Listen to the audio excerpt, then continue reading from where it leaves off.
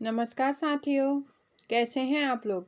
उम्मीद करते हैं आप लोग स्वस्थ होंगे, सुरक्षित होंगे और अपनी तैयारी निरंतर कर रहे होंगे। साथियों, हम हिंदी में गद्य साहित्य से संबंधित महत्वपूर्ण प्रश्नोत्तर देख रहे थे और उसमें हमने विभिन्न विधाएं देखी, जैसे नाटक, उपन्यास, कहानी। और आज मैं निबंध से संबंधित महत्वपूर्ण प्रश्नोत्तर लाई हूँ। और आप देख रहे हैं कि कैसे मेरी आवाज़ बैठ रखी है, नाक बंद है, सब कुछ चल रहा है, पर वीडियो डालनी थी इसलिए मैं क्लास बना रही हूँ। तो शुरू करते हैं आज की क्लास। और कुछ महत्वपूर्ण तथ्य रखे हैं, उसके बाद हम प्रश्नोत्तर देखेंगे। तो शुरू करते हैं। यूरोप में निबंध साहित्य का जनक किसे माना जाता है। प्रश्न आता है कि निबंध साहित्य का जनक यूरोप में किसे माना जाता है। तो फ्रेंच विद्वान है मानतेन, इन्हें यूरोप में निबंध साहित्य का जनक माना जाता है। अंग्रेजी साहित्य का प्रथम साहित्यकार किसे माना जाता है, अर्थात निबंधकार। ठीक है, अंग्रेजी साहित्य में जो प्रथम निबंधकार हैं वह कौन है, ऐसा भी प्रश्न पूछा जाता है।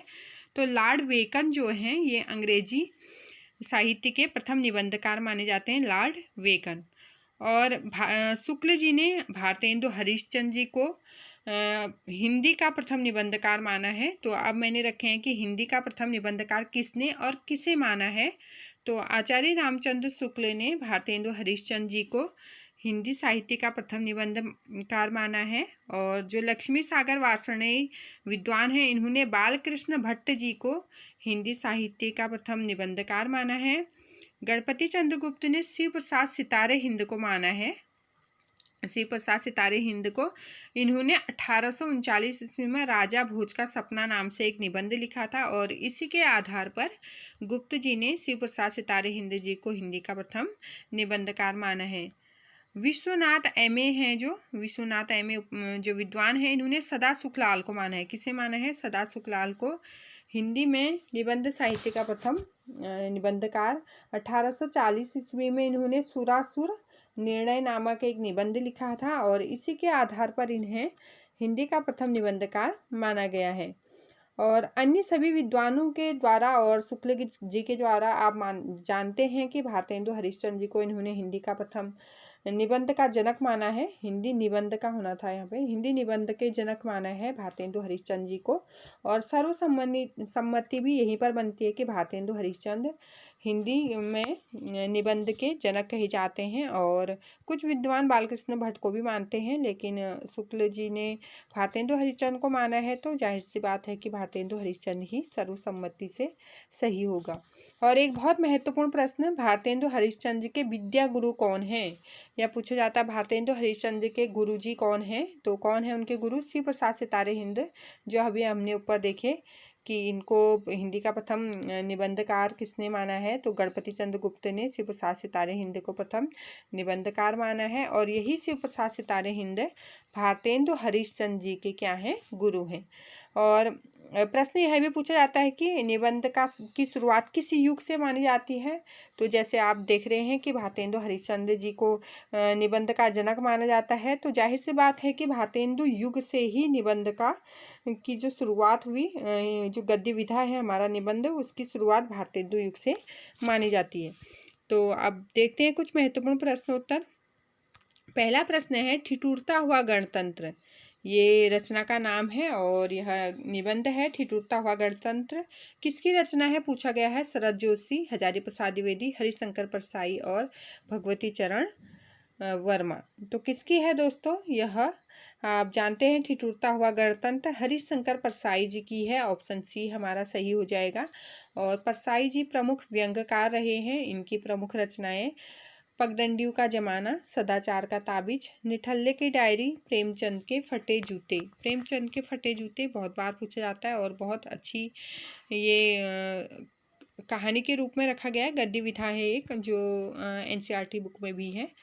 दूसरा प्रश्न देखते हैं, भोला राम का जीव क्या है, यह भी रचना का नाम है। भोला राम का जीव किस विधा की रचना है, तो देखना है किस विधा की रचना है। निबंध, व्यंग, संस्मरण, रेखाचित्र।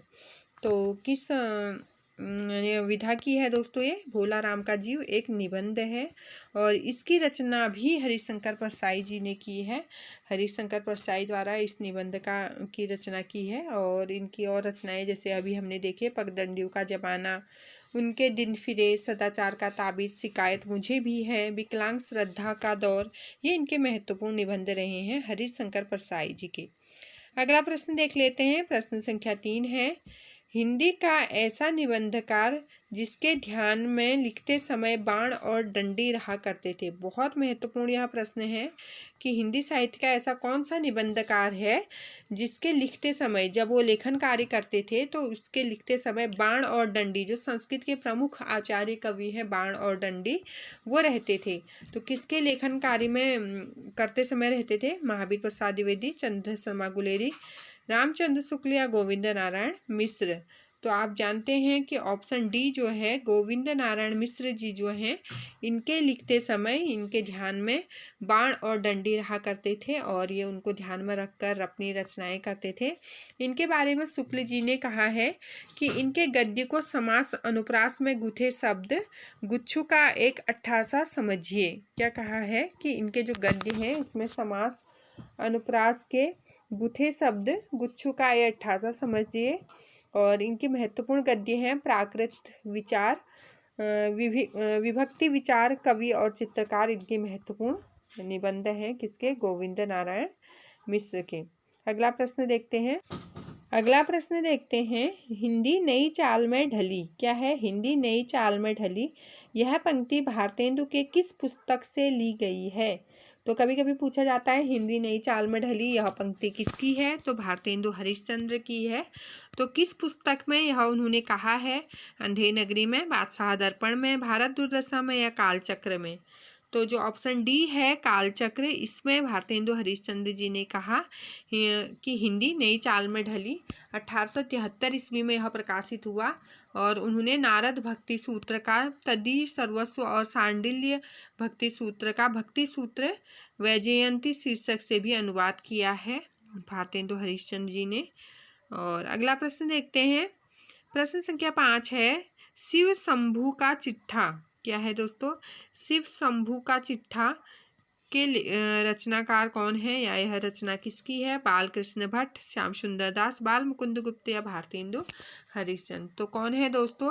बाल मुकुंद गुप्त जी जो हैं, ऑप्शन सी हमारा सही हो जाएगा। शिव शंभू का चिट्ठा इनकी महत्वपूर्ण रचना है और इन्होंने 1904 से 1905 में भारत मित्र में शिव शंभू का चिट्ठा नाम से एक लेख लिखा, जो तत्कालीन गवर्नर जनरल लॉर्ड कर्जन को संबोधित करके लिखा गया।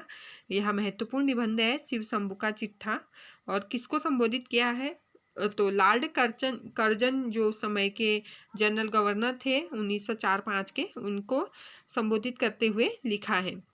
और आचार्य महावीर प्रसाद द्विवेदी के बारे में एक पंक्ति आती है कि अच्छी हिंदी बस एक ही व्यक्ति लिखता है, वह है बाल मुकुंद गुप्त। तो किसने कहा इनके बारे में यह? तो महावीर प्रसाद द्विवेदी जी ने कहा कि अच्छी हिंदी सिर्फ एक ही व्यक्ति लिखता है, वह है बाल मुकुंद गुप्त। अगला प्रश्न देखते हैं। प्रश्न संख्या 6 है हमारा, संस्कृति के 4 अध्याय। क्या है? संस्कृति के 4 अध्याय निबंध का नाम है। यह रचना किसकी है? अज्ञेय मुक्तिबोध प्रसाद दिनकर। तो आप जानते होंगे, ये रचना आपने बहुत बार पढ़ी होगी, दिनकर जी की यह रचना है। ऑप्शन डी हमारा सही हो जाएगा। फिर है 7वां प्रश्न, साहित्य देवता। रचना का नाम है साहित्य देवता, यह भी निबंध ही है। और यह किसकी रचना है? यह देख लेते हैं पहले कि यह माखन लाल चतुर्वेदी जी द्वारा रचित है साहित्य देवता। और आंसर बता दिया मैंने। तो इसकी विधा पूछी थी, कहानी, उपन्यास, निबंध, रेखाचित्र। तो यह निबंध है। मैं बोल चुकी हूँ कि साहित्य देवता निबंध माखन लाल चतुर्वेदी द्वारा लिखा गया है और यह निबंध है। इसकी विधा पूछी गई थी साहित्य देवता की।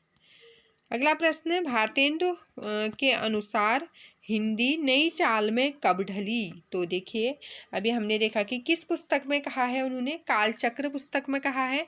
तब मैंने बताया भी था कि कालचक्र का प्रकाशन कब हुआ है। तो उम्मीद करते हैं आप आंसर तक पहुंच गए होंगे।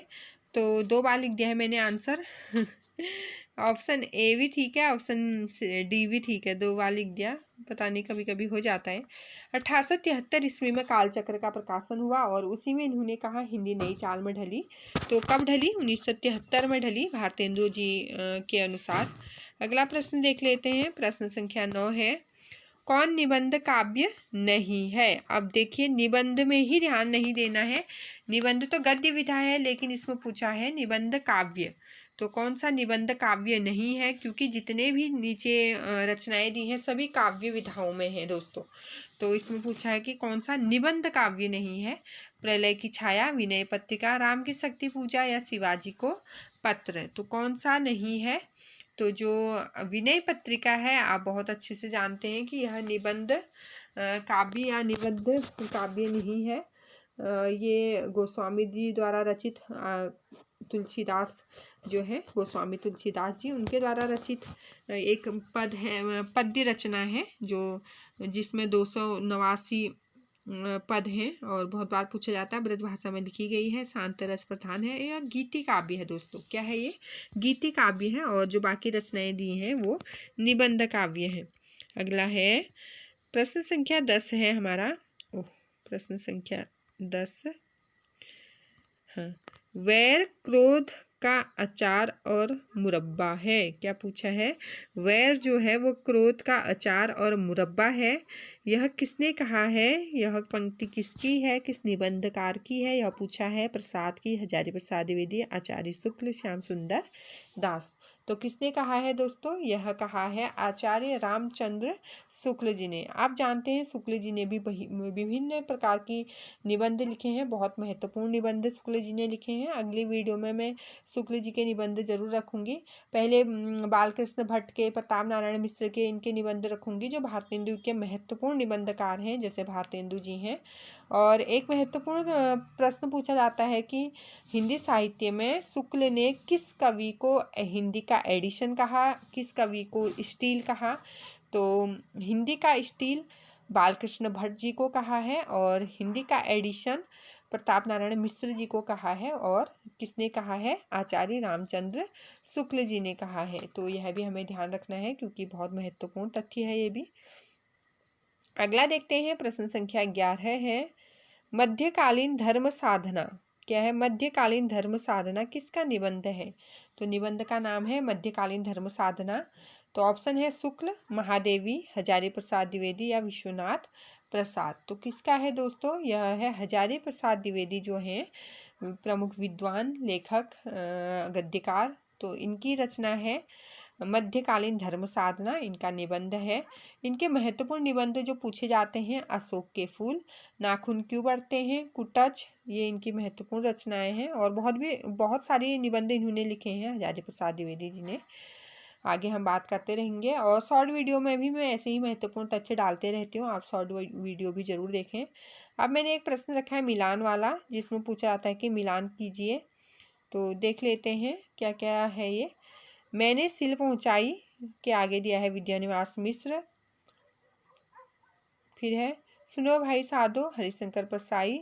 शिखरों के सेतु शिव प्रसाद सिंह, रस आखेट कुबेर नाथ राय। तो मैंने ये सभी मिलान करके ही दिए हैं और मैं आंसर लिख दिया शायद पहले ही और प्रश्न नहीं लिखा। तो देख लीजिए आप, वैसे भी महत्वपूर्ण ये रचनाएं हैं कि मैंने सिल पहुंचाई विद्यानिवास मिश्र का निबंध है, सुनो भाई साधो हरिशंकर परसाई का निबंध है, शिखरों के सेतु शिव प्रसाद सिंह का है, रस आखेट कुबेरनाथ राय का है। तो ये महत्वपूर्ण निबंध हैं जो विभिन्न कवियों द्वारा हैं। तो हमारे प्रश्न यहीं पर समाप्त होते हैं दोस्तों। तो अगली वीडियो में हम और प्रश्न लेके आएंगे जो महत्वपूर्ण निबंध से संबंधित होंगे। निबंध जो विधा चल रही है उससे संबंधित कुछ वीडियो और बनेंगी। तो अंत तक आप मेरी क्लास के साथ बने हैं तो आपका बहुत बहुत धन्यवाद। Bye bye, take care.